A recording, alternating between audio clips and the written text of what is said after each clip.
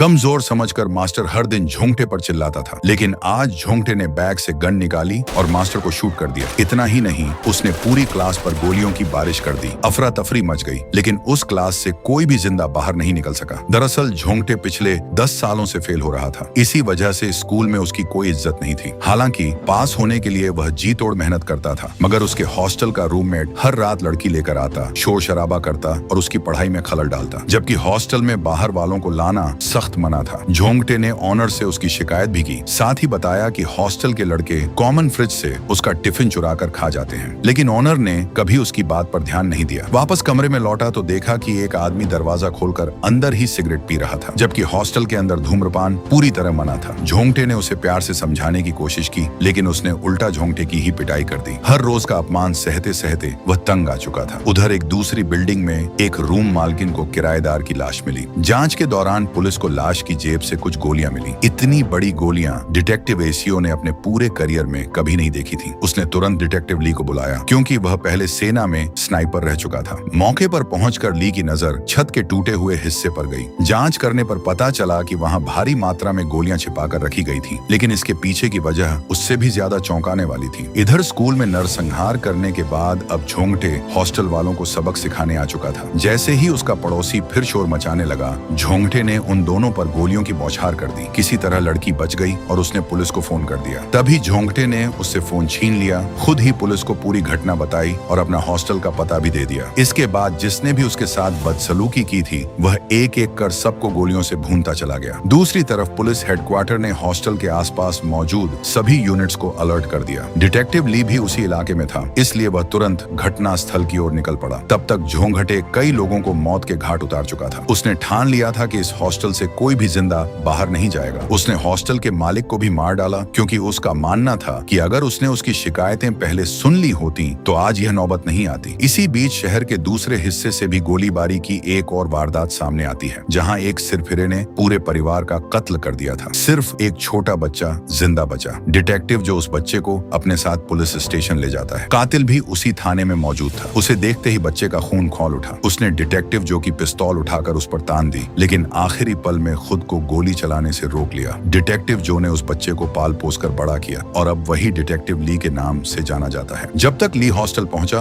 दूसरी police unit पहले ही वहां पहुंच चुकी थी। झोंगटे ने उन पर भी ताबड़तोड़ गोलियां बरसा दी। किसी तरह वे अपनी जान बचाकर पीछे हटे। इसके बाद झोंगटे एक एक कमरे में घुसकर लोगों को बेरहमी से मारने लगा। वह लगातार चिल्ला रहा था, तुम सब जीने के लायक नहीं हो। आखिरकार ली खुद उसके सामने आ गया। उसने जानबूझकर झोंगटे से लगातार फायरिंग करवाई ताकि उसकी गोलियां खत्म हो जाएं। जैसे ही मौका मिला, ली उस पर टूट पड़ा और आखिरकार उसे दबोच लिया। जब झोंगटे के कमरे की तलाशी ली गई तो उसके बेड के अंदर से कई गन बरामद हुई। जांच में पता चला कि इन गनों में वही गोलियां इस्तेमाल होती हैं जो पहले आत्महत्या वाले केस से बरामद हुई थी। इससे साफ हो गया कि दोनों मामले आपस में जुड़े हुए हैं। अब सबसे बड़ा सवाल था कि कोरिया में ये गन आखिर ला कौन रहा है। पूछताछ में झोंगटे ने कबूल किया कि किसी अनजान शख्स ने उसे ये गन कोरियर से भेजी थी, लेकिन वो कौन था? किस कोरियर कंपनी ने पार्सल डिलीवर किया? बॉक्स पर ऐसा कोई सुराग नहीं था। उसी दोपहर एक महिला वाटर प्यूरिफायर मैकेनिक अपने एक क्लाइंट के घर सर्विस करने पहुंची। वहां रखा पार्सल देखकर उसे यकीन हो गया कि वह सही पते पर आई है, लेकिन घर की मालकिन पार्क क्यांग मौजूद नहीं थी। तभी उसका बेटा जॉन दरवाजा खोलता है और बताता है कि उसकी माँ मार्केट गई हुई है। जॉन घर पर अकेला था, फिर भी महिला अपना काम शुरू कर देती है। काम के दौरान उसकी नजर जॉन के पैर में बंधे एंकल मॉनिटर पर पड़ती है। यह देखकर उसके होश उड़ जाते हैं, क्योंकि ऐसा मॉनिटर आमतौर पर पैरोल पर छूटे जघन्य अपराधियों को पहनाया जाता है, ताकि उनकी हर गतिविधि पर नजर रखी जा सके। महिला जल्दी जल्दी अपना काम खत्म करके निकलने लगती है, लेकिन तभी जॉन उसका रास्ता रोक लेता है। गनीमत रही कि उसी वक्त डिटेक्टिव ली वहां जॉन के एंकल मॉनिटर की जांच के लिए पहुंच गया और महिला सुरक्षित निकल गई। ली का साथी मॉनिटर ठीक करने लगा, लेकिन इसी बीच जॉन उस पर जानलेवा हमला करने की कोशिश करता है। हालांकि उसे ली ने उसी वक्त सबक सिखा दी। जो आदमी पुलिस से भी नहीं डरता था, सोचिए अगर उसी के हाथ किसी अज्ञात शख्स ने कोरियर से गन भेज दी हो। उस कोरियर की एक नजर देखकर ली लौट जाता है। जॉन जैसे ही उस पार्सल को खोलता है, उसकी आंखें चमक उठती हैं। अब वो पूरे शहर में मौत का तांडव मचाने वाला था। दूसरी ओर एक बिजनेसमैन सीओ के गुंडे किम नाम के शख्स को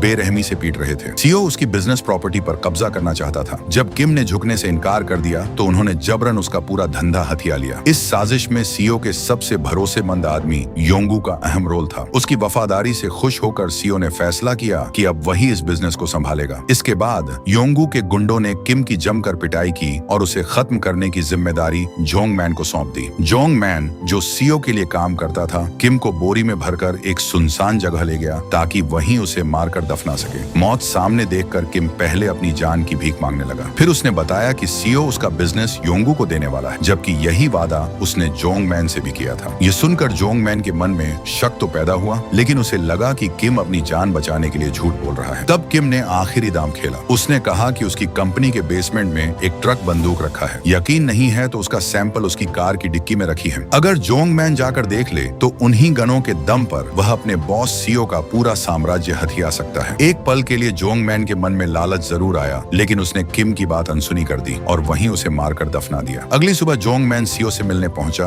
और उसे उसका वादा याद दिलाया कि किम का काम तमाम करने के बाद वह बिजनेस उसी और उसके आदमियों को मिलेगा। लेकिन सीओ तुरंत अपनी बात से मुकर गया। उसने कुछ पैसे जोंग मैन के हाथ में थमाए और उसे चलता कर दिया। ये बेइज्जती जोंग मैन और उसके आदमियों से बर्दाश्त नहीं हुई। गुस्से में वे उसी जगह लौटे जहां से किम को अगवा किया गया था। वहां उन्होंने किम की कार की डिक्की खोली तो सचमुच उसमें गन रखी थी। अब उन्हें यकीन हो गया कि किम आखिरी वक्त तक झूठ नहीं बोल रहा था और यहीं से सीओ की मुश्किलें शुरू होने वाली थी। उधर पुलिस झोंघटे के हॉस्टल के बाहर लगी सभी सीसीटीवी फुटेज खंगाल चुकी थी, लेकिन उनके हाथ कोई खास सुराग नहीं लगा। तभी जांच के दौरान डिटेक्टिव ली को वही कोरियर कार्टन मिला जिसमें झोंघटे के पास गन पहुंचाई गई थी। कार्टन का लोगो देखते ही ली के दिमाग की घंटी बज उठी। बिल्कुल ऐसा ही बॉक्स उसने कुछ समय पहले जॉन के घर के बाहर भी देखा था। अपने साथियों से पता चला कि जॉन कुछ देर पहले एक टैक्सी में बैठकर निकला था। पुलिस ने तुरंत टैक्सी का पीछा किया, लेकिन उसके अंदर सिर्फ जॉन का मोबाइल और एंकल मॉनिटर मिला। असल में वह करीब आधा घंटा पहले ही टैक्सी से उतर चुका था। ली बिना वक्त गंवाए सीधे जॉन के घर पहुंचा। उसने दरवाजे पर दस्तक दी तो देखा कि दरवाजा पहले से खुला था। तभी अंदर से हल्की सी आहट सुनाई दी। ली फुर्ती से भीतर घुसा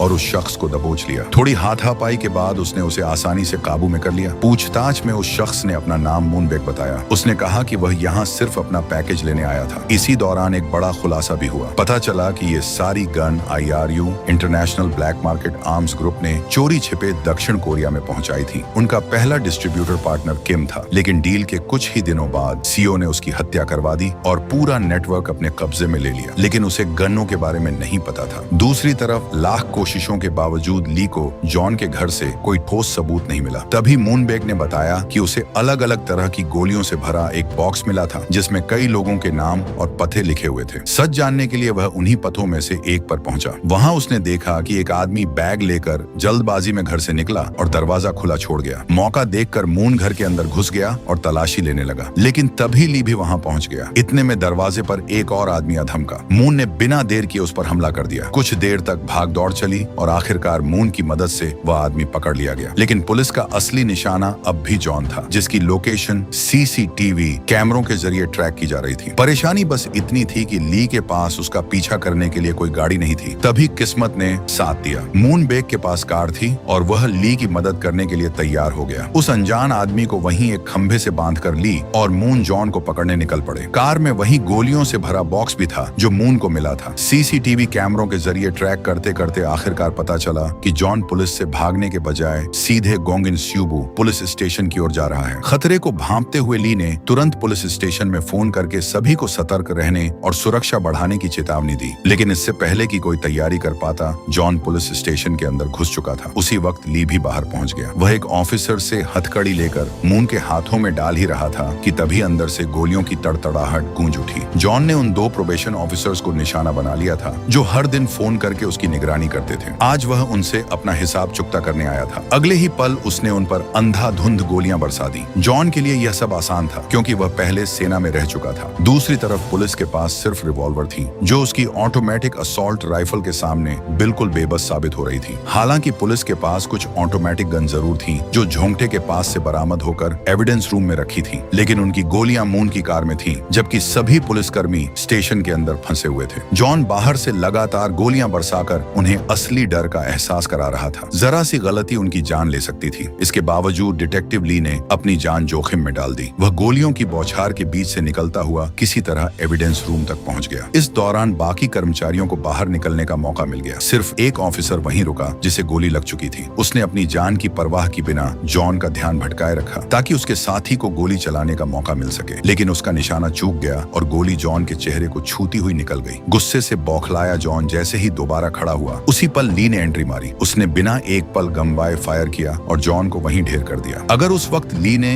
यह फैसला नहीं लिया होता तो कई पुलिसकर्मी अपनी जान गंवा चुके होते। लेकिन इस पूरी घटना के पीछे एक और बड़ा राज छिपा था। पूरा मंजर एक अज्ञात न्यूज रिपोर्टर अपने कैमरे में रिकॉर्ड कर रहा था और पुलिस को इसकी भनक तक नहीं लगी। कुछ ही देर में यह फुटेज सोशल मीडिया पर वायरल हो गई। खबर इस तरह पेश की गई कि एक पुलिस अधिकारी ने एक अपराधी को गोली मारकर मौत के घाट उतार दिया। मामला पूरी तरह पलट गया। डिटेक्टिव ली के खिलाफ जांच बैठा दी गई और उसे 3 महीने के लिए सस्पेंड कर दिया गया। रही बात उस गुंडे की जिसे खंभे से बांधा गया था, सीसीटीवी में देखने पर पता चला कि वो पुलिस के पहुंचने से पहले ही फरार हो चुका था। हालांकि एक पुलिस अफसर ने उसे देखते ही तुरंत पहचान लिया। उसने बताया कि वह आदमी सीओ के लिए काम करता है। दूसरी ओर मूनबेक का रिकॉर्ड पूरी तरह साफ निकला, इसलिए पुलिस ने गोलियां जब्त कर ली और उसे छोड़ दिया। इसी बीच एक और चौंकाने वाला खुलासा हुआ। बिजनेसमैन किम जिंदा था। दरअसल जोंग मैन ने आखिरी वक्त पर उसकी बातों पर भरोसा कर लिया था और उसे अपने साथ मिला लिया था। जब कोरिया में 10 ट्रक हथियार लाए गए थे, तब उनमें से आधा ट्रक किम को बांटने के लिए दिया गया था। IRU ने उसे उन लोगों की एक लिस्ट भी सौंपी थी जिन तक ये गन पहुंचानी थी। किस्मत से वह लिस्ट अब भी किम की जेब में सुरक्षित थी, लेकिन हथियार बांटने से पहले ही सीओ ने उसका होटल हथिया लिया था। किम को उम्मीद थी कि सीओ अब तक उन गनों के बारे में नहीं जानता होगा, क्योंकि वे होटल के स्टोर रूम में पैक करके छिपाई गई थी। किम और जोंग मैन दोनों सीओ से बदला लेना चाहते थे, लेकिन उनके आदमी सीधे होटल जाकर हथियार नहीं निकाल सकते थे। तभी किम की नजर उस लिस्ट पर पड़ी। उसने देखा कि लिस्ट में पहला नाम उसी शख्स का था जिसने पहले ही 20 लोगों को गोलियों से भून डाला था, यानी बाकी लोगों तक भी हथियार पहुंच चुके होंगे। अब देर करने का कोई मतलब नहीं था। जोंग मैन ने अपने आदमियों को लिस्ट में दिए गए हर पते पर भेज दिया ताकि गन वापस लाई जा सके। लेकिन तभी एक बड़ी गड़बड़ी हो गई। जोंग मैन का सबसे भरोसेमंद आदमी सू पुलिस के हत्थे चढ़ गया। हालांकि सही वक्त पर उसके साथियों ने उसे छुड़ा लिया। इधर सू के पकड़े जाने के बाद मैनेजर सीओ भी शक के घेरे में आ चुका था। डिटेक्टिव ली को पूरा यकीन था कि जॉन के घर से पकड़ा गया आदमी सीओ का ही गुर्गा है। शायद वही इस पूरे हथियारों के नेटवर्क के पीछे है। शायद वही लोगों को मुफ्त में गन बांटकर कोरिया में अपना हथियारों का साम्राज्य खड़ा करना चाहता है। लेकिन पूछताछ के दौरान सीओ ने हर आरोप से साफ इनकार कर दिया। उसके लोग आज भी अपना काम चाकुओं से ही करते हैं। वैसे भी कोरिया जैसे देश में किसी के पास गन होना अपने आप में ही हैरानी की बात थी। इतना ही नहीं, सीओ ने सू को पहचानने तक से इनकार कर दिया। इसके बावजूद डिटेक्टिव ली पीछे हटने वाला नहीं था। जाते जाते उसने सीओ को सख्त चेतावनी दी, अगर इस पूरे खेल में तुम्हारा जरा भी हाथ निकला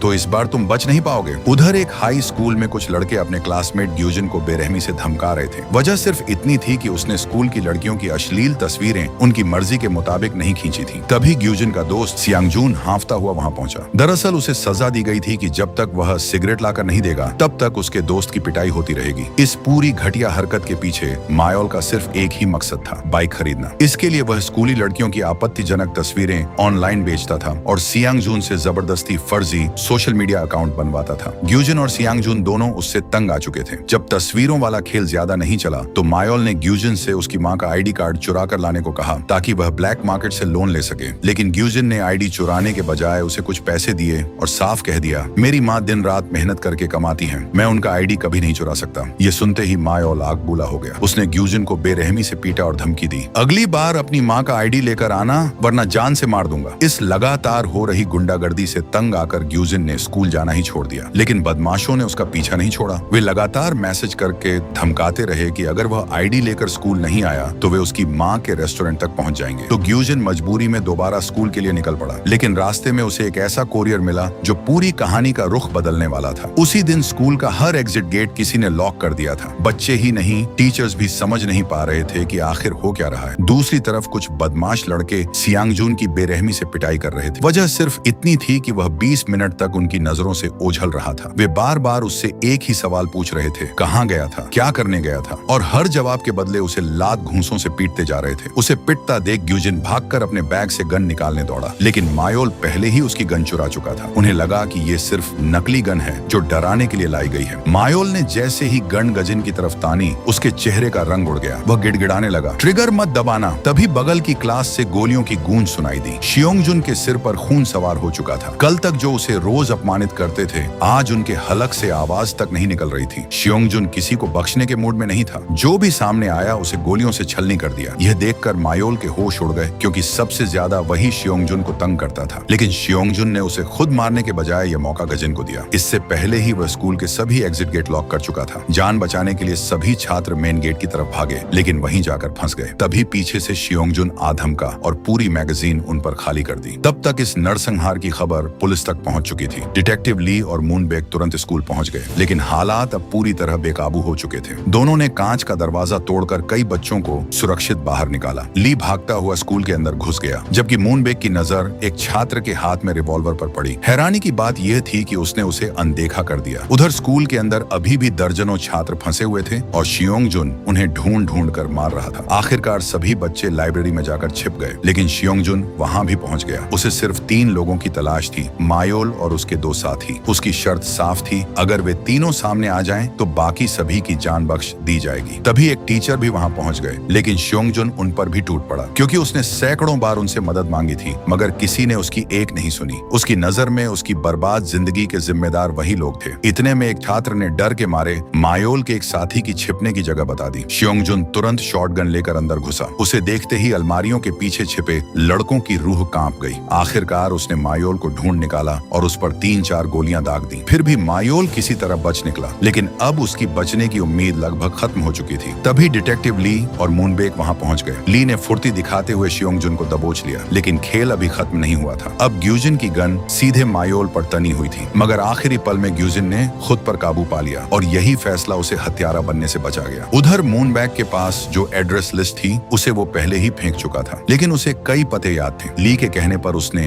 वे सारे पते दोबारा लिख दिए। उनमें से एक पते पर एक बुजुर्ग औरत रहती थी, जिसका इकलौता बेटा एक बड़े पॉलिटिशियन के साथ काम करता था और 1 साल पहले रहस्यमय तरीके से गायब हो गया था। कोर्ट कचहरी से इंसाफ न मिलने पर किसी अज्ञात शख्स ने उस औरत को एक गन भेज दी। उसी गन से उसने उस पॉलिटिशियन को मौत के घाट उतार दिया। जब ली और मूनबैग उसके घर पहुंचे तो पता चला कि औरत बुरी तरह घायल है और सू उसकी पिस्तौल छीन चुका है। वहां जोंगमैन के पूरे आदमी मौजूद थे, लेकिन ली ने बिजली जैसी फुर्ती दिखाते हुए एक गुंडे की गन छीनी और अकेले ही सबकी धुनाई कर दी। घायल औरत को तुरंत अस्पताल पहुंचाया गया। वहीं सू की तलाशी लेने पर उसके पास से वही एड्रेस लिस्ट बरामद हुई, जिसके बाद ली ने उस लिस्ट में दर्ज सभी पतों की जांच शुरू करवा दी। इसी दौरान मूनबैग के अतीत का भी खुलासा हुआ। पता चला कि पिछले साल तक वह डोंगवॉल इंडस्ट्रीज, जो मिलिट्री हथियार बनाने वाली कंपनी है, में काम करता था, लेकिन लास्ट स्टेज कैंसर का पता चलते ही उसने नौकरी छोड़ दी। मूनबैग की जिंदगी बचपन से ही दर्द से भरी थी। पैदा होते ही उसकी मां ने उसे अनाथालय में छोड़ दिया। बाद में जिस औरत ने उसे गोद लिया वो असल में बच्चा चोर निकली। एक गिरोह को उसके दुर्लभ AB ब्लड ग्रुप वाली आंख के लिए एक 100 मिलियन